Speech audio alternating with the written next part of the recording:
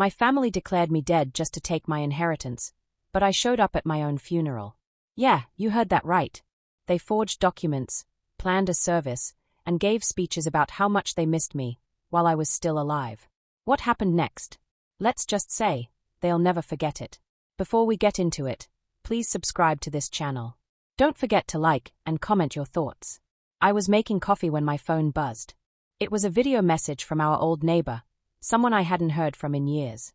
Just seeing that name on my screen brought back memories I thought I'd buried. The message was short. No greeting, no context. Just one line.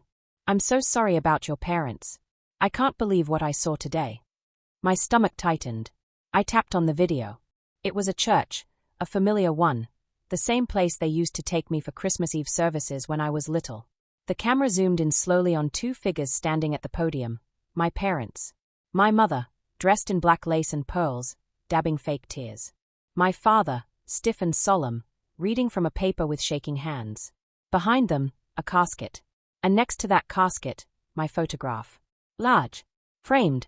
Flowers around it. I froze. No. My father's voice echoed through the phone. She was always a troubled girl, but we loved her. We did everything we could. My vision blurred. He was reading a eulogy, my obituary. Though she left this world far too young, we pray her soul finally finds peace. But I wasn't dead. I was standing in my apartment, alive, breathing, shaking. This couldn't be real. I scrubbed the timeline back. Played it again. And again. Their faces didn't change. Their voices didn't shake from grief. They were calm. Controlled. Performed. I gripped the edge of the kitchen counter. My hands wouldn't stop trembling. What the hell is going on? I whispered aloud. Why are they doing this? I hadn't spoken to them in years. Not since they cut me off, disowned me like I was a stain on their reputation. But to hold a funeral? To declare me dead? The more I watched, the colder it got. My mother mentioned how tragic my accident was. There was no accident. My father talked about my final years spent in isolation. I was working. Living. Surviving. They knew that. They had to. So why? Why were they doing this? I sat down slowly, the phone still playing. The video ended with the camera panning to the mourners, distant relatives, family friends, even my childhood piano teacher. All there, all dressed in black, all believing I was gone. Dead. And no one, had even tried to reach me. I played the video again just to be sure I wasn't imagining it. But the truth was clear. They didn't just erase me. They buried me alive. And in that moment, one thing became crystal clear. This wasn't a mistake. It was a choice. It wasn't always like this.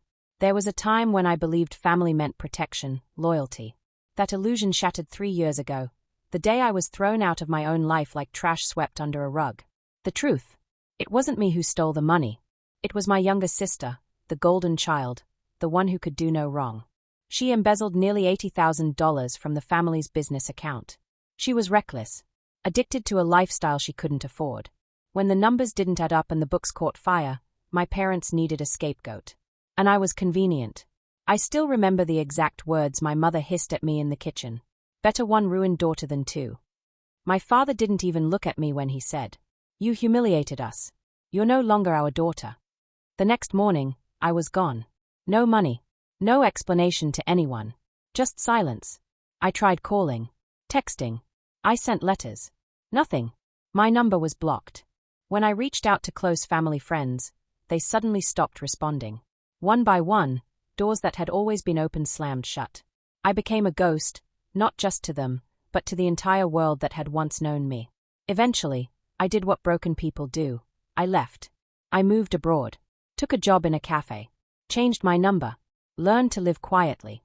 I didn't post online. I barely spoke my name. But even then, deep down, I held on to hope. Hope that someday, someone, anyone, would call. Ask if I was okay. Tell me it had all been a mistake. That day never came. Instead, something worse did. Last year, I tried renewing my old email, but it wouldn't go through. When I contacted support, I was told the account had been deactivated due to a report of user decease. My name had been marked as dead in their system. Officially. Digitally. Completely. They hadn't just disowned me. They erased me. I couldn't sleep that night. The video played on a loop in my mind. Their voices. Their fake grief. My face next to a casket I'd never seen. My own funeral, without me. Something wasn't right. So I started digging. First, I called my mother's older sister. We hadn't spoken in years, but she always used to sneak me candy at family reunions. She answered on the second ring. "Hello." "It's me," I said. "It's me." Silence. Then click. She hung up. I called again. Blocked. Next, I tried my cousins. One sent a thumbs up emoji and never replied again. Another asked, "Is this some kind of sick joke?" No one believed I was me, except one. The youngest cousin, the one who always looked up to me when we were kids, texted back, hesitant. "Are you really alive?" "Yes. I need to know the truth. What did they tell everyone?" The typing bubble blinked for a long time. "They said you died in a car crash overseas 3 years ago." My stomach dropped. They had a whole story. Said it happened while you were traveling. That it was too late to bring you home. Cremation. Closed casket. I nearly dropped my phone. There had never been a car crash. I'd never even owned a car while abroad. Something in me snapped. I pulled out every document I had, passport stamps, rental records, immigration papers. I had never been in an accident. I had never gone missing. So I checked the public records office online. And there it was. Name, mine. Date of death, July 16th. Cause, road accident. Status, deceased. Certificate ID, ARF 91327. They forged it. They made me legally dead. I stared at the screen. Frozen. This wasn't grief. This wasn't denial. This was a cover-up. But what were they hiding that was worth burying me alive? I should have stopped digging. But once you realize your own family buried you, you have to know why. I found my answer in a place I hadn't looked in years. My sister's Instagram. She'd gone public again. And there it was. A glittering carousel of images. White roses. Champagne fountains. A diamond the size of a small planet. Her wedding. Everyone was there. My mother's sister, smiling like she didn't hang up on me. My cousins, clinking glasses. Even the great-uncle who never showed up for anything. But not me. Not one mention. Not one photo. Not even a wish she could have been here. I was gone. Erased. Until I looked closer. In one of the photos taken at the reception, there was a speech in progress. A toast. Her husband stood smiling. And next to him, my father, holding a wine glass, speaking into a microphone, grinning. Under the caption, "To the one daughter who always made us proud." And there it was. The switch. Not just forgotten. Replaced. I searched the family business registry. A few clicks and my blood went cold. The trust fund my grandparents had left for me, college, startup money, everything, was transferred to her 6 months after my death. Legally. Quietly. She didn't mourn me. She profited off me. I stared at her smiling face, white dress sparkling in the sun, and it hit me. My sister didn't just replace me. She erased me. Enough was enough. If they wanted me dead, they were about to see just how alive I really was. The next morning, I walked into a law office with a stack of documents and a fire in my chest. Passport stamps, employment contracts, tax filings, lease agreements, flight records, proof. Unshakable. Unforgivable. The young attorney across the desk looked stunned. "You're challenging your own death." I slid the forged certificate across the table. "I'm not dead, but I plan to haunt them." He blinked, nodded slowly. "Then we'll start with a fraud complaint and a motion to revoke the declaration of death. It'll take time, but legally." "I don't have time," I cut in. "Because apparently, I have a memorial this Sunday." He looked up. I didn't flinch. Earlier that day, a message came through from an unknown number. Just one line. "They are holding a memorial for you next Sunday at the church." No name. No explanation. But I knew the church. I knew the address. It was real. And so was my plan.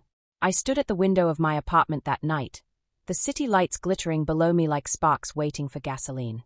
They dressed me in lies, buried me in silence, pretended I never existed. But now I had a stage. Let them grieve. Let them cry. Let them perform. And when the curtain lifts, let's give them a funeral to remember. The church had never looked so full. Cars lined the street like a parade of grief. The heavy doors stood open just long enough to let in mourners dressed in black, weeping, whispering, hugging each other like tragedy had touched them personally. I watched from across the street. Black coat. Sunglasses. Still invisible. It was surreal, like watching a play about a character who looked like me, sounded like me, but wasn't me at all. Inside, the performance had begun. The organ played something slow and tragic. Candles flickered beneath my photo, the same one used on the fake obituary. I remembered the day it was taken. I was smiling. For real, back then. He stood at the pulpit. Face solemn. Voice just loud enough to carry. She was troubled, but we loved her. She lost her way. And we couldn't reach her. We never stopped praying she'd come back to us. She sat in the front row, dabbing tears with lace-trimmed tissues like she'd practiced for weeks. Her sobs were delicate. Perfect. And my sister. She stood next to her. Pearls clutched like they were keeping her heart from falling apart. She was complicated. But she was mine. I wish I could have said goodbye. A lie wrapped in a tear, tied with a bow. I stepped closer to the door. Just enough to hear it. The priest raised his hand solemnly. May she rest in peace. I exhaled slowly.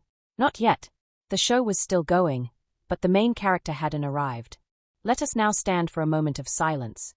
The priest's voice echoed through the church like a final curtain call. Everyone rose to their feet, heads bowed, eyes closed, hands folded politely over hearts. And in that breathless pause, I pushed open the doors. The sound was sharp, deliberate. 2 heavy oak doors groaning open like a tomb splitting in half.